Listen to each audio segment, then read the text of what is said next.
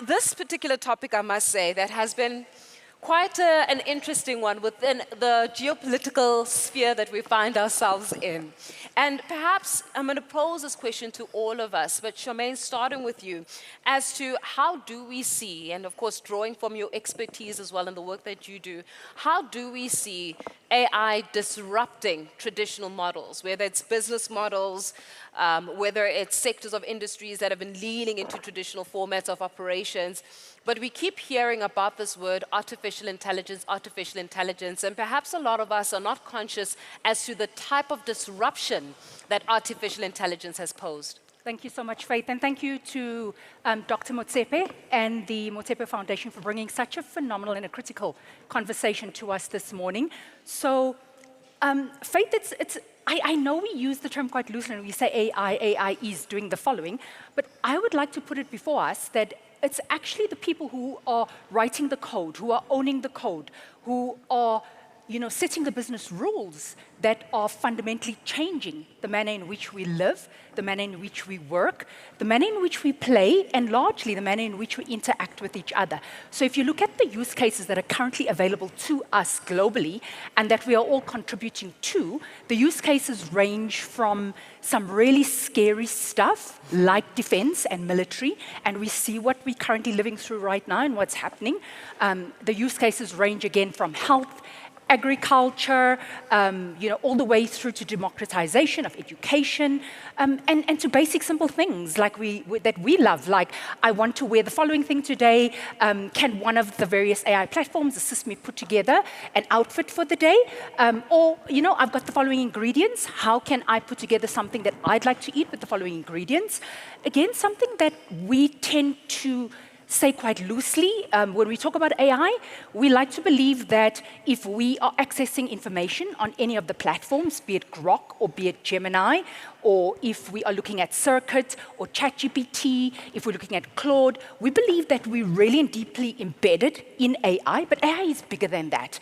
And again, when we start to understand, like the work that Prof is doing, the work that the Motsepe Foundation is doing through Milken Institute, through Global Citizen, where we are actually contributing to fundamentally altering people's lives through, healthy crops and through setting the right policies, the processes, the procedures, when we start to take a step back and understand the fundamental influence that we do have, we then start to understand that AI has to be led with humanity, the people who are writing the code.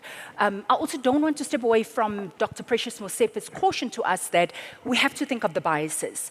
We are excluded from the AI conversation. I think we must acknowledge that because many of us are not the ones who are setting the rules. So for at least almost 99.9% of us in the room, AI wouldn't recognize us if we had to undertake certain biometrics. Our needs, our wants, our requirements are not embedded currently in terms of how AI operates because most of us are not at the table. So I just wanted to set, I think, the polarization in terms of how we actually approach AI. And I appreciate that, Charmaine, because it allows us to also take a step back with leaning with what you said. Prof, just how big is AI? Let's take that step back and go, just how big is this AI? Again, also thanks for the invitation. That's great to be here. Look, in terms of artificial intelligence, we're going back to the 1950s, 1960s in terms of time. It's not a technology that arrives in the end of 2022, but the kind of revolutions have been ongoing over a number of decades. It's just that a lot of it's shifted to things that you don't see. That are really behind. So there's a lot of systems out there that are making decisions on data that is about you, whether you use social media, what you see is curated and has been for a long time. And the point that then comes in is how then do we shape, as was the comment that was just made, how do we shape these technologies to better represent us in different ways? And given this conversation being here at the 10th anniversary of this gathering, is also to think then how in society, right, we make sure that things like the bias is removed as much as possible or reduced. There's also sometimes this also misunderstanding in thinking that artificial intelligence, because it seems like it's math and it's computing, it's neutral. Remember, all of these systems are typically trained with data that comes from our society. And if you look at what this data typically is, it also then comes and encapsulates all of those biases, sexism, racism that is out there. And just thinking that, oh, it will just make decisions in a way that is neutral also disempowers us. So some of the biggest things that we have to be doing is pushing towards more R&D being done here, yes, in the country, on the continent, because that's then how you get to then say, okay, here's the values that our society has, here's the system as they currently are, and then here's how we change them to get them to where we want. There's these big, promises on thinking about these opportunities and how they are going to impact us. I think from the previous panel, let's look at health. And then thinking about how there could be major changes in health because of AI systems. So I'm not even going to talk about the chatbots or the large language models that people talk about. Let's go into radiology. And it's been shown, there's work by Prof. Judy Gichoya, who's originally from Kenya, but based at Emory University in Atlanta, and we were very lucky to host her last year for close to a month.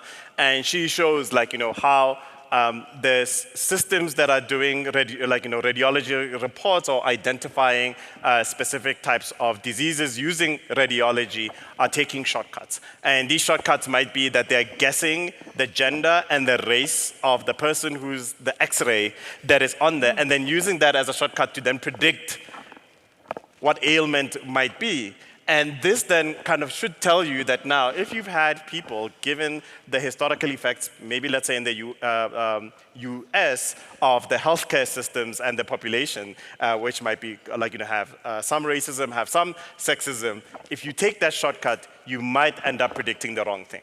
Sure. Right, and so these are the things of now, if now we go into large language models that people are now information seeking on a system that they think is it will give you a medical journal to read, but it just gives you very confidently a response that says, this is what you must do given that you've described to me these problems. Again, there's something that's behind there that is, it's a statistical model that more tries to just think about what is the most likely thing I should actually then generate, given the data I've been fed. It is not necessarily going and discerning the information, and those are the things that are And I want us to expound a little bit on this as the conversation continues, because there have been different conversations that have been sparked regarding the consciousness of AI. And I remember, I think it was it Anthropic that was also leading that course, saying that we believe that Claude is actually conscious now. And I'm going to want to get your take as to the consciousness of AI. But Leora, of course, to bring it back home and to look at how is it that we get to harness these opportunities, these tools of artificial intelligence, whilst understanding the dynamics of the ecosystem that surrounds them. How do we do so with intent, and how are we faring in being able to adopt so early? So firstly, thank you so much for having me here, and thank you for having me back again.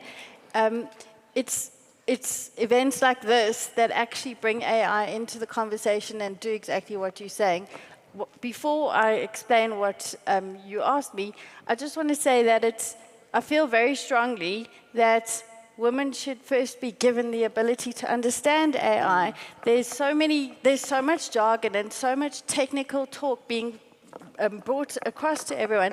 Not everyone is expected to suddenly go from being someone who was looking for things on Google to being an AI expert, especially in the workplace.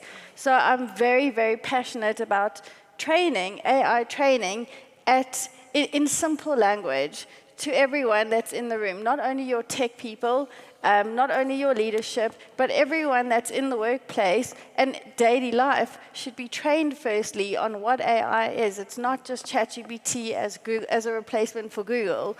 And once we get the training in simple language, then we can move forward and see how we can leverage AI for our own, whatever we're doing every day. One thing I do think is that women, and especially moms, are natural prompting experts because we are interrogators by nature. We get told something and then we ask, are you sure you meant to say that? Are you sure you're telling me the truth? That's what good prompting is. By interrogating the AI properly, you can get better data from the AI.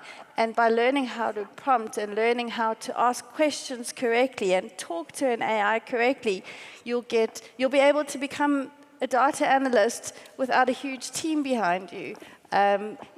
A teacher in a rural township, for example, could give personalized learning to a class of 60 kids just by learning how to talk and ask an AI to explain in mother tongue languages. So I think there's various ways to leverage AI, but it starts with first learning the terms, the technology, and not being intimidated by it to start with. Yeah. And thank you very much for bringing it back to the human element. Because we are, and Sukaina, maybe we can add to this, we're expected to be leaders. We are driving organizations. We are leading organizational culture. We're leading in the respective sectors of industry. However, we're leading at a time where intelligence, artificial or not, is accelerating. What type of leadership qualities are needed to meet the needs of now? Okay. Thank you very much for the invitation and congratulations to GEWAL.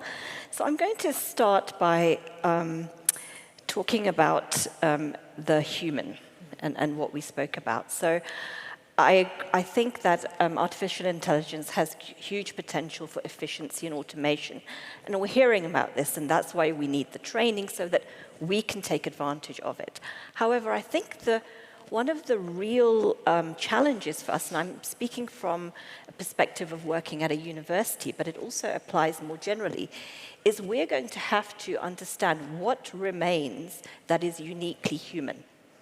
And that then impacts on the type of work that is available, the type of investment we make, and from the point of view of University of Cape Town, where I work, and my role is to advise and shape, what is happening to the curriculum in response to AI. How do we train our staff and students to both understand the potential of AI, because the students are going into potential workplaces where they will be expected to use AI, but at the same time, we need our students to have foundational skills where they can operate without AI.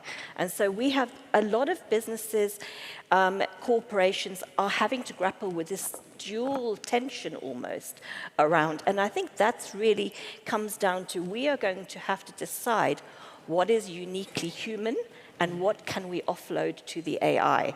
So I think that's really something that I would like everyone to really take, because wherever you are in the AI ecosystem, you might be a user, you might be a small business, a consultant, you are in a company, your role and your job is going to be affected. And so coming back to, as leaders, how do we shape and help our institutions have these important conversations?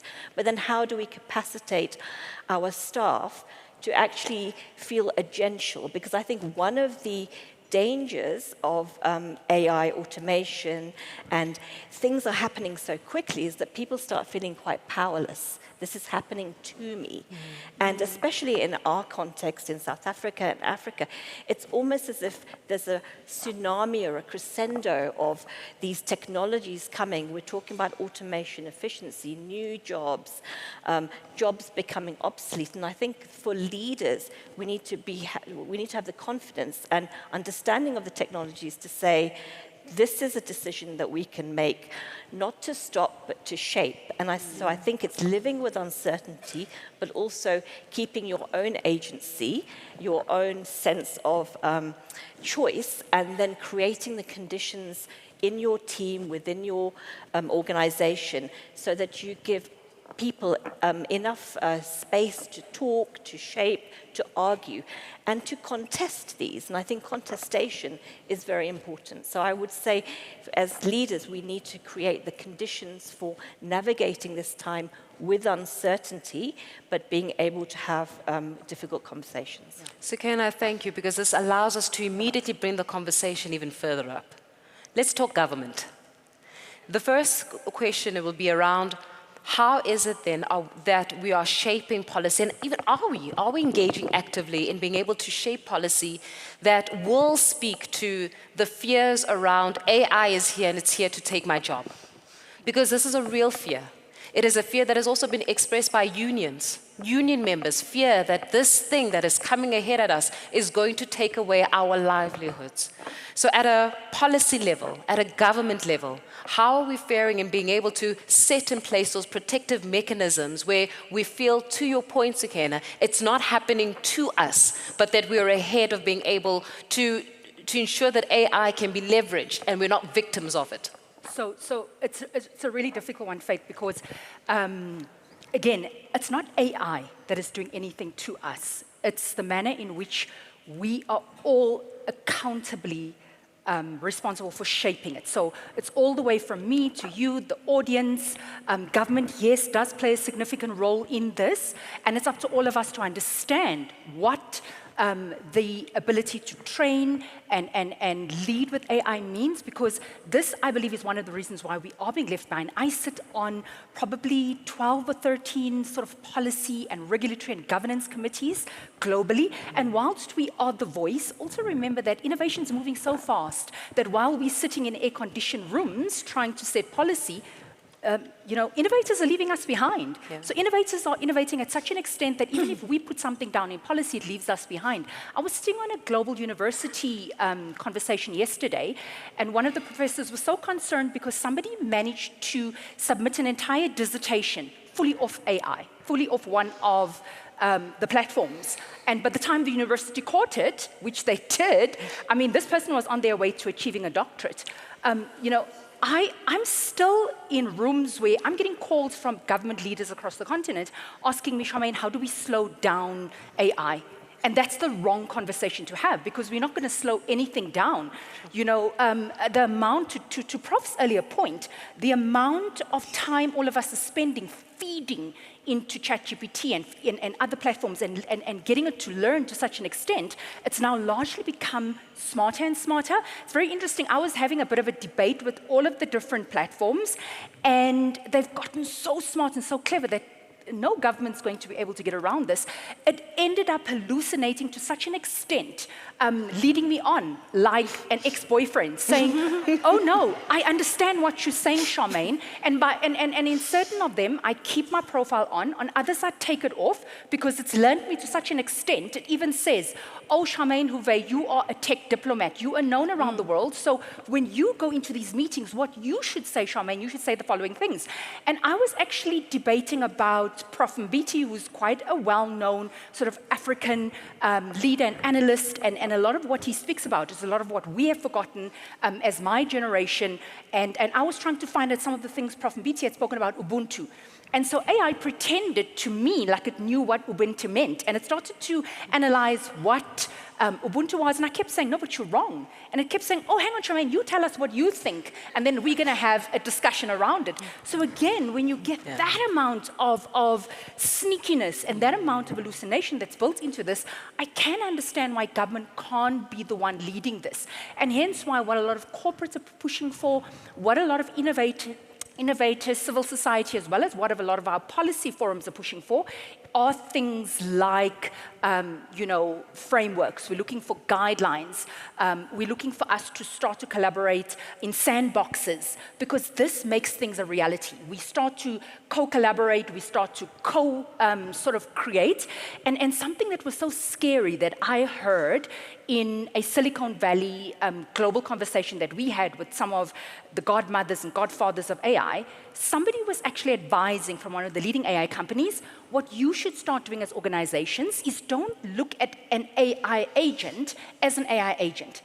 integrate it into your workplace. Look at it as a team member. So this is a warm body. This is somebody who you must start inviting into meetings. And in the company I worked for, when I walk into the room, all of the computers immediately turn on. It picks up my sort of ID from my phone, from my computer. It says, "Good morning, Charmaine. Welcome. Your meeting's starting in 2 minutes." Meeting comes on. Automatically, the AI agent comes on. It starts recording me. It records my meetings. So for anyone who has concerns around Big Brother, anyone who has concerns around data, around privacy, it's real, it's happening. And even in one of the meetings on Friday, I tried to turn the conversation off because it was quite personal. It was a very sensitive conversation. It was a whistleblowing conversation, and I could not get the AI chat out of my conversation. I had to shut it down, and I had to end up saying to the person, let's hold the conversation manually, because everything is so tightly integrated. The AI chat is now a team member to me.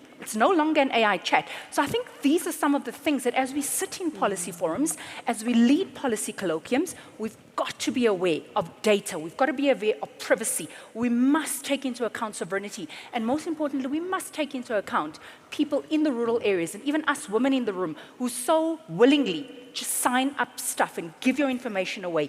It's something that we have to be educated about, and we have to raise awareness around. Sure. And really, we do appreciate that, because it sobers us up a little bit more. You know, you're speaking here about how the AI seems a bit sneaky. I was testing Copilot the other day, and it said, "Hi, Faith, I see you're having lovely weather in Johannesburg.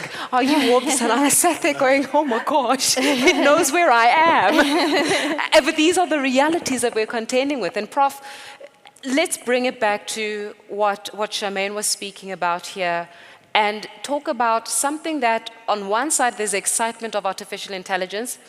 On the other side, particularly in developing nations, there's the reality of not being connected. We still have a big reality regarding access to connectivity. You know, access to consistent electricity. Never mind, just consistent electricity. Access to water that allows us to have these conversations in the first place, right?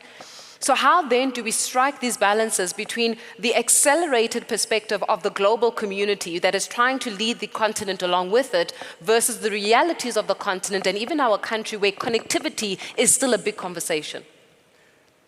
Yeah, I think there's maybe two ways I'll respond to that. So one, we can look at it at a country and continental level, and then the other one then will be at an individual level. So starting with the first, look, at the moment, the whole thing that you're hearing is there's this race, and everybody's racing to basically make sure that they win out of this, part of this kind of industrial revolution.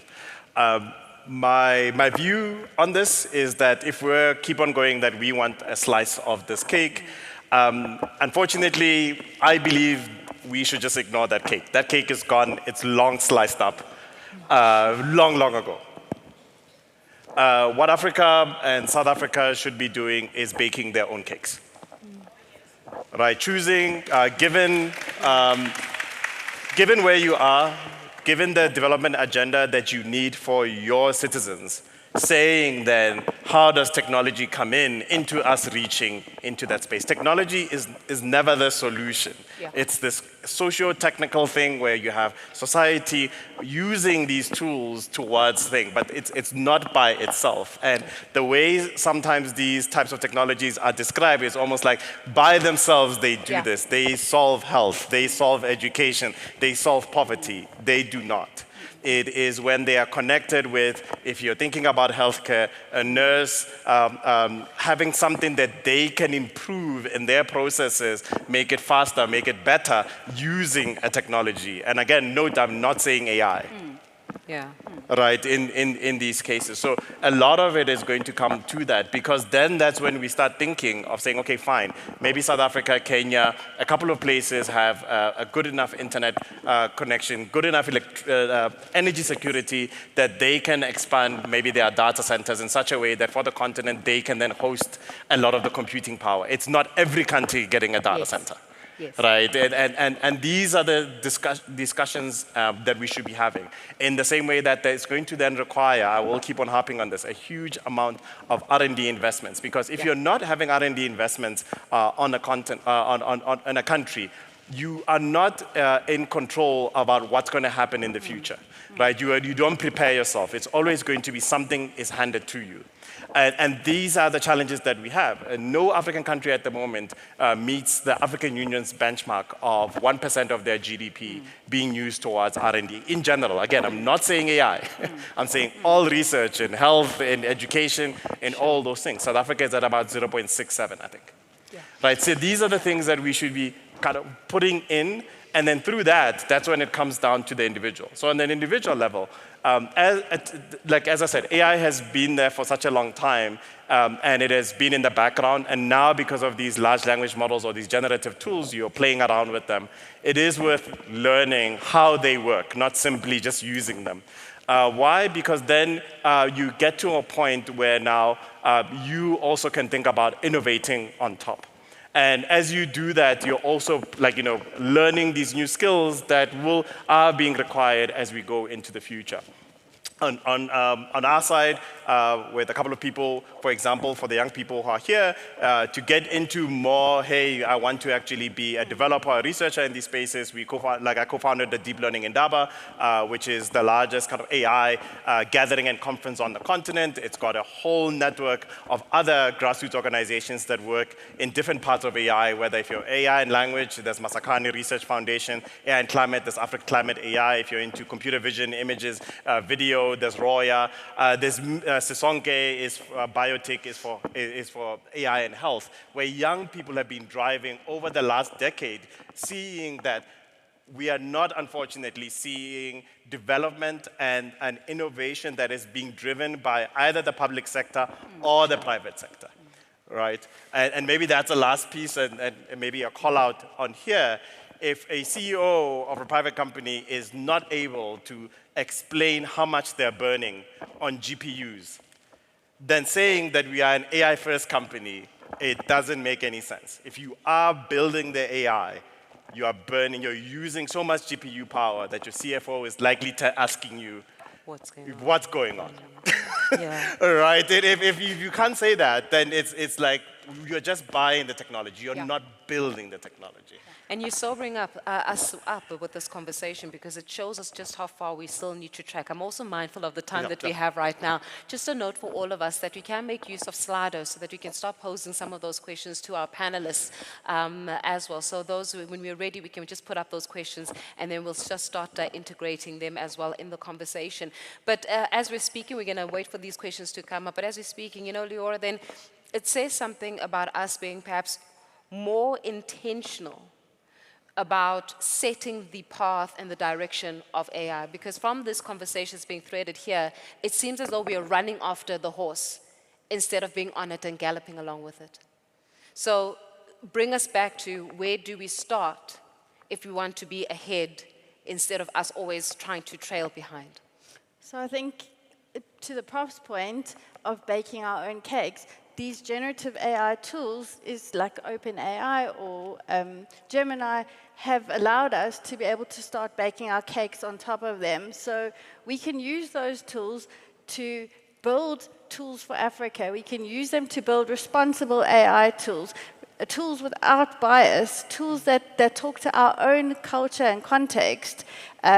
So thankfully, those tools allow us to do that. I'm building tools for education that allow kids to interact with it in their own mother tongue, where normally they'd be taught in a class in English and come home and not be able to interact in their own mother tongue. Those AI tools have allowed me to build tools for kids around South Africa and Africa to be able to talk in their mother tongue responsibly, to be able to interact and not just get instant answers, but to ask questions and encourage critical thinking. So thanks to those tools that are out there for us, we can leverage them and build for Africa and build the biggest cake as fast as possible instead of running behind that horse and trying to catch it. The cake is in front of the horse, and the horse needs to catch up and find those carrots and those cakes that we're building. I like that, Leora, and clearly to Prof's point, and ensure that the CFO thinks what's going on here. But I'm going to go straight into the questions that we've received on Slido. And Sukaina, I'm going to ask this one: how do you define the boundary between ethical and unethical use of artificial intelligence? That question was definitely about to come on, Sukaina. It seems like it should be simple, right? But actually, it isn't, because I'm going to talk from the point of view of, the university. We think that sometimes the, students are teaching, they're cheating, rather. They're putting a prompt into ChatGPT and they're getting the answer. But then you think about some of the affordances, the characteristics of these tools. We have students for whom English is a second or third language. They are using these tools to improve their academic English, for example. Now, you can see that as an equity issue, that these tools are giving students the assistance and help that perhaps isn't available in resource-constrained environments. So is that ethical or unethical? So I think it's not clear-cut. And I think that what we are doing and what we need to do is to invest in the research, but also reframe some of our thoughts about ethical and unethical use, to think about what are the principles here. So if a principle is that we need to keep the human in the loop, that's the kind of principle we apply, rather than perhaps more outdated conceptions of plagiarism and cheating. I'm just talking from the perspective of my perspective in education. So I think that's one response, is I think it's complicated and it depends and it's to be negotiated. And that happens through engagement with the people who are most affected by it. So just very quickly, one of the most powerful and hopeful aspects I'm seeing is when our students innovate with AI and they come up with a teaching and learning innovation. And I get emails from students saying, I've developed this, can I come and show you? Because the technology is relatively accessible. You don't have to be in computer science. And so I think we also need to remember that innovation also comes from the people who see the need at the point at need. And some of those are often our most, the most vulnerable, or the people for whom AI could be something quite useful and helpful. I do appreciate that we can speak the entire day about artificial intelligence, but I also would like to implore all of us to start having the rigorous conversations regarding the role that women play in being able to define the course for artificial intelligence, that we're not trailing behind, but rather we are ahead of a curve. And may I just put our panelists on the spot and say, if you do see our panelists during lunchtime, ask them as well, about how do we start, engaging more with intent when it comes to artificial intelligence. We have run out of time, but the conversation does not end here. It does certainly continue, and we're still looking forward to expounding further as to how AI will work. I'm going to ask very quickly, in 30 seconds, each of us, as we close this particular session, if you had to drive one message home about artificial intelligence and the role of women in it, what would that message be? Prof, let me start with you. Sure. I think your voice has to be heard. Yes, on one part, it might be on the side of pushing for more policy. Hopefully South Africa this year, the DCDT and DSTI should have a policy that comes through. But then if you have then your thoughts, they must make it into those spaces to really encapsulate the values that we have as society. There might be tensions, but that's part of that process. And on the other side, yes, let us learn about how we use AI responsibly, but we need to innovate our way forward. Much appreciated, Charmaine. And I think I'm biased here, but the majority of solutions and innovations I've seen across the continent are coming from women. I look at the work that the Milken Institute's doing with the Motsepe Foundation. A lot of their graduates are actually leading across the continent with agriculture. There's a woman called Esther Wanjira who's actually taking out these solutions to farmers, to agriculture, where they're having early detection of crop, and they're actually ensuring that we have a full crop. There's a woman called Wanjira Wahura, who's actually feeding close to 600,000 children a day of digitization, of technology. You know, there are women who are fleeing war-torn countries. They are ensuring that through digitization, they're tracking, they're tracing where each other are, they're actually making this visible. So I think as women, and I like the point that was made earlier on, just around ensuring that we use access to these tools, remain curious. And I think most importantly, those women who we see succeeding are solving community challenges. They're solving Africa's challenges, not the globe's challenges, and that's how they are using digitization. Much appreciated, Leora.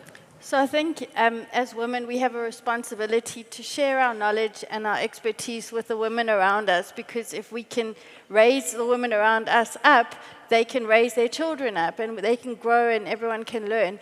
But I think for me, building AI systems with a mom hat on has helped me a lot, because I'm building for our children, for the future of our children, to be able to lift them up and raise them up and be able to get them to compete on the same level as they can globally. So I think with a bit of a mom hat on has helped me a lot. I love that hat, and of course, I was going to say something similar. We're mothers, sisters, grandmothers, aunts, and also we work in so many different roles. And it's just to say that AI does not only belong in computer science and STEM, and you don't need permission just to be curious and critical about AI, because it's probably, you know, akin to something like the internet. You know, it will change and is changing, not just specific things, but our whole way that we are going to be living.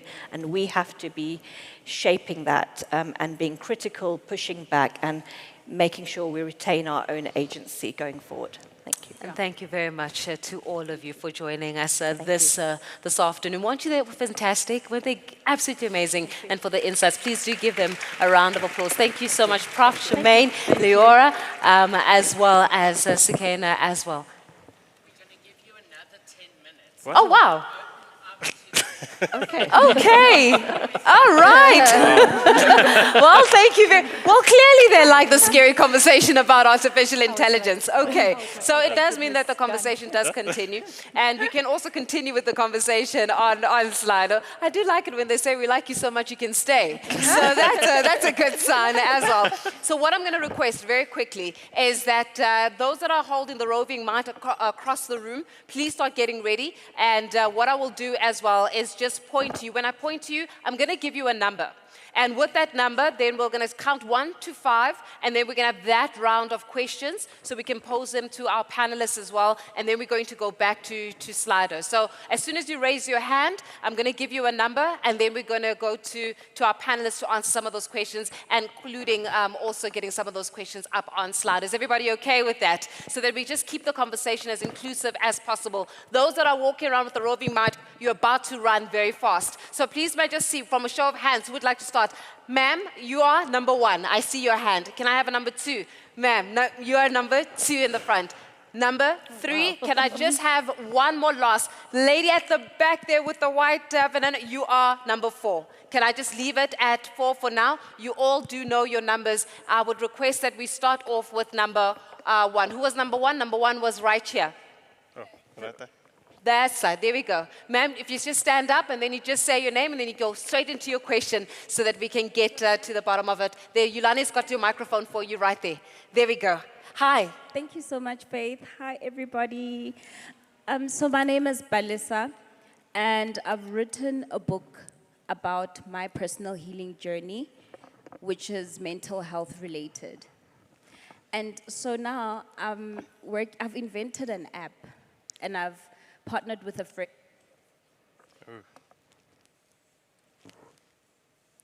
Let's see if we can get you another microphone. Let's see if we can get there another microphone. I told you, the team is going to run now. It's all good. It's for the purpose of ensuring the conversation does continue. Yes, you may go on. Thank you so much. Yeah. Yes, so I'm not in STEM. So I'm obviously intimidated by having this amazing idea. So I just wanted to know, what is the advice for someone who's not in tech, who doesn't have that degree, but they're creative? I know this is going to change the world. Like, I'm so confident. So I need support. So this is a call out for support. But what is your advice for me as I bring this to life?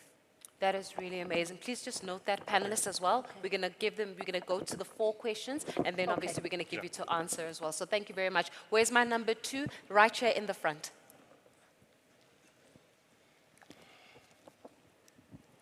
Thank you very much, Prof, for your explanation.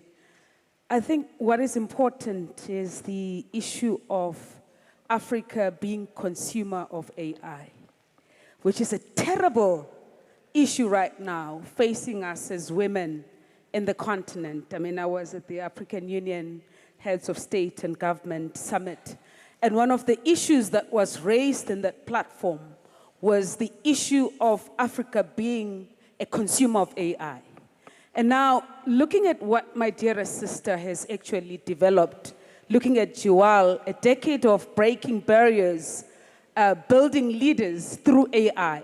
And I think it's very important for us to actually come up with a strategy of women becoming content creators in this platform. And I think that's a call to action that I'm actually putting this platform through your panel. Thank you very much. And thank you very much. Number 3, right here. Right here, Yulan.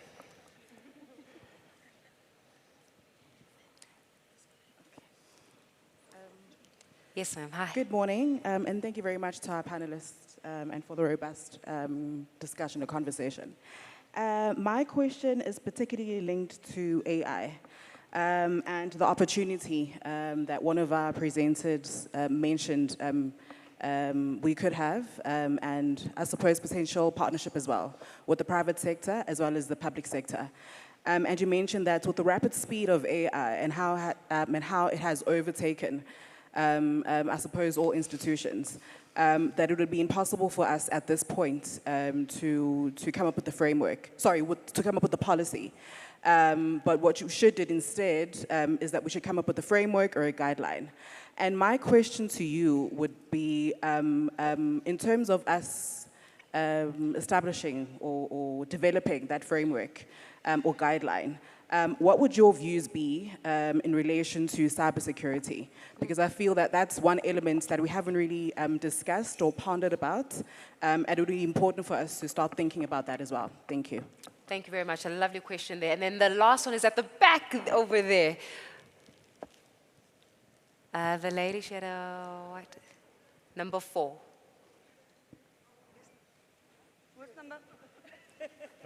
Who was that side at the back? Don't worry, I'll go through another round of questions as well to ensure that we all included. There we go, you can go. Thank you. Ladies and gentlemen, my name is Vitumela Makobe. I'm a tutor at Artjamming Academy. My question relates to AI in the classroom. I would like to find out, how do we incorporate the use of AI in the classroom? Now, traditionally, we are still stuck in the textbook in the classrooms. The learners from, if I may say, from the disadvantaged areas are still using textbooks in the classroom.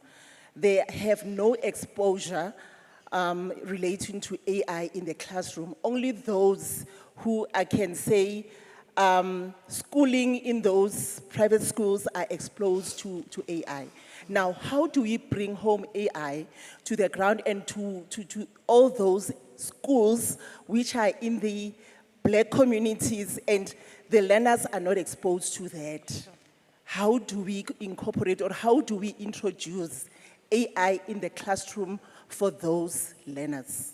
Thank you. That is a brilliant, brilliant question. And thank you very much for, once again, for bringing it home. Real questions that are being posed there and commentary as well. Perhaps let's go from one side of the room and then we'll go into the other side of the room. And starting off with the lady who's invented an application. She says, I know this will work. I'm not in STEM, but how then would you advise me to be able to harness the technology so that I'm able to get my product out there? Yeah, sure. I think I'll probably cover 2 The part is to partner in these areas. Mental health is also another double-edged space.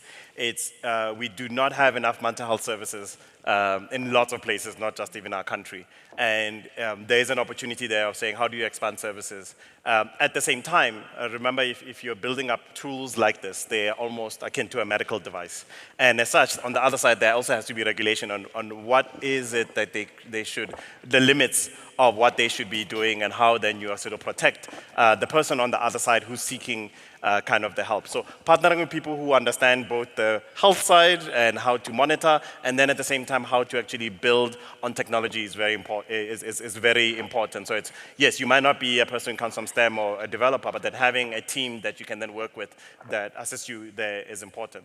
To that, like one of the things I'm involved with, I'm a co-founder of a company called Leora AI. We're based here in Joburg, and there we built language tools ultimately for other organizations. So you can think about speech recognition in isiZulu, right? So that you can now, people can speak in isiZulu, get transcribed, get actually translated. And that is then to try and make sure that, for the last question, that you increase access, that people do not necessarily need to be translating 2 or 3 times in their head to be able to say something that they want, right? And from the second question, as I said, I'll finish, is our CEO and our CTO are female.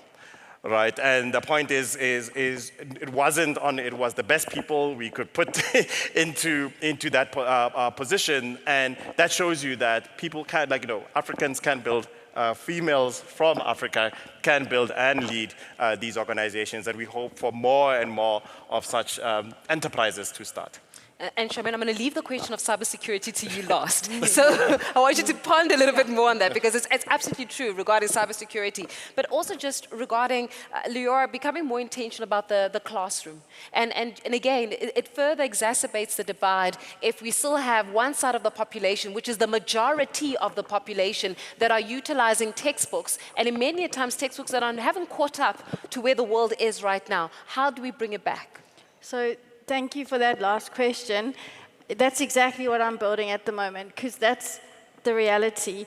I work with teachers in the townships. I work with rural classrooms.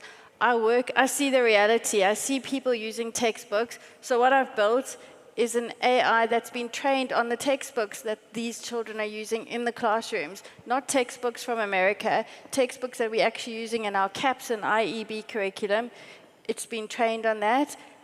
Anyone with access to any kind of a device, it doesn't have to be a brand new device, as long as it can access the internet, is able then to go and interact with the curriculum in their own mother tongue. So it's translatable, and you can interact with the textbook and ask it questions in your own language. And I've worked with educators, not against educators. I still work with educators to help uplift them, because when a teacher is working in a classroom with 60 kids in Langa, for example, and teaching maths and English from an English textbook, but the home language is not English, they're going home to an empty home, for example, because their parents are working or unable to help them with their homework. Now they can interact with their textbook and ask it questions in their own mother tongue. So there are systems being built for that exact problem by people in South Africa and Africa who know what the problems are in the classrooms, together with the educators. And to the lady that asked the question, I'm happy to have a further chat with you afterwards and chat more about that.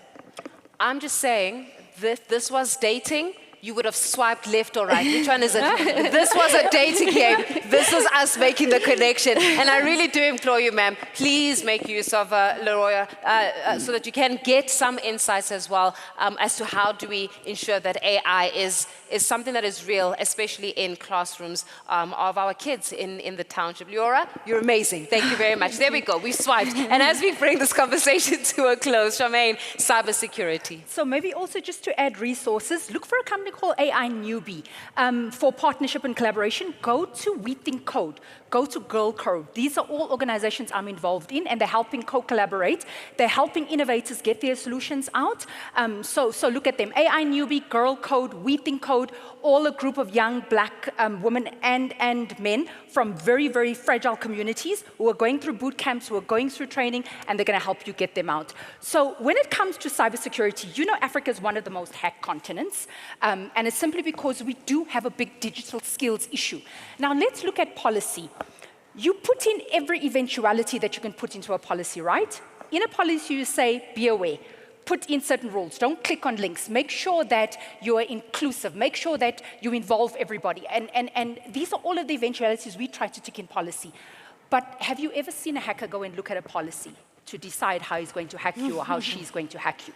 They don't, right? Have you ever looked at innovators in deep rural areas who are taking real-life solutions to communities, go and look at a policy at what they're allowed to do? And so what we're saying is policy is required, policy is necessary. In fact, just a fun fact for all of you, because I think between Prof and I, we probably serve on half of the policy forums across the continent. South Africa is not short of policies. We are not short of regulation. We've got policies for cybersecurity. We've got plans for cybersecurity. We have got a policy that I was quite instrumental in working with DG Nonkubela Jordan Diani from DCDT. It's coming out. It was supposed to have come out in December. They moved it to Jan. They moved it to Feb. But as they moved into AI policy, are any of us sitting and standing still? We're not, right? We're continuing to innovate. And all I'm just saying, the big problem when it comes to cybersecurity, there's 2 million jobs that are vacant globally when it comes to cybersecurity. Only 9% of you sitting in this room, 9% of women, are skilled in cybersecurity. So cybersecurity is not, and by the way, an interesting statistic I found writing the AI and Cybersecurity Readiness Index last year, a white paper that I did with University of Pretoria and Carnegie Mellon, we found that South Africa currently has 57,596 cybersecurity professionals. How many people are in the country? About 66 million? And I can tell you that 57,000 sub-odd are not sitting in government. They're sitting in private, they're sitting in fintech, they're sitting in institutions that Prof runs, that AI Newbie runs. They're sitting everywhere but where they should be sitting. So my call out to everybody is, if you're looking to do something real quick and fast, get into cybersecurity learning. There is so much democratization that Leora mentioned now that's available. Take up a cybersecurity course, and most importantly, cybersecurity is about awareness. It's not about telling you what to do. A very good friend of ours who belongs to IWFSA is one of the leading lawyers. She wins every case. There's not a single case that she's not running right now in this country and winning. She was hacked last week. All her money cleared from bank accounts, her phones are not working. She was hacked. Simply because, again, it's about awareness. It's about making sure that you remain alert, you remain vigilant, you don't just click onto links, you don't just click onto Wi-Fi. It's really and truly about being aware. That's what cybersecurity entails. And thank you very much for being so. But aren't they fantastic? We've got 10 more minutes, and we were able to expand on those 10 minutes. Please give our panelists another round of applause. Thank you, thank you, thank you, Prof. Thank you, Charmaine. Thank you, Leora. And thank you, Sukaina, as well.